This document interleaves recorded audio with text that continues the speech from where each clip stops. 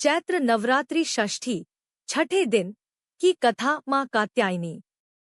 चैत्र नवरात्रि के छठे दिन माँ दुर्गा के छठे स्वरूप माँ कात्यायनी की पूजा की जाती है।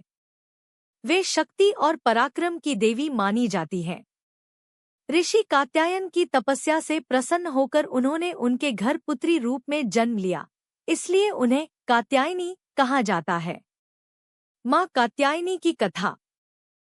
पौराणिक कथा के अनुसार एक समय दानवों के राजा महिषासुर ने देवताओं पर आक्रमण कर स्वर्ग पर अधिकार कर लिया था।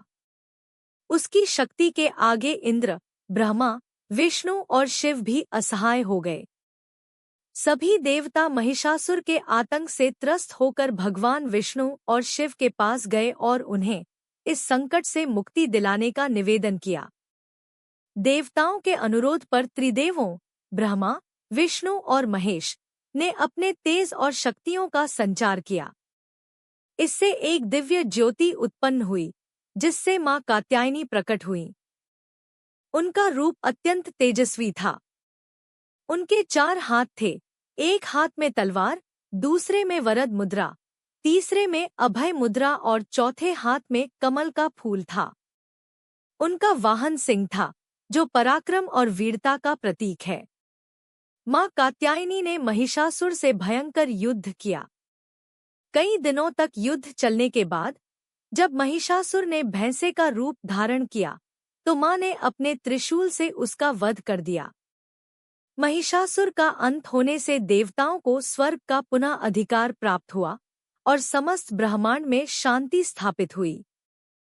पूजा सामग्री: लाल रंग के फूल, रोली, कुमकुम, अक्षत, चावल, धूप, दीप, शहद और गुड़ का भोग।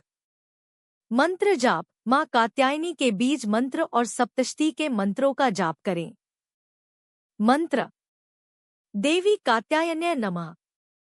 आरती एवं भजन: माँ की स्तुति करें और दुर्गा चालीसा का पाठ करें। माँ कात्यायनी की कृपा।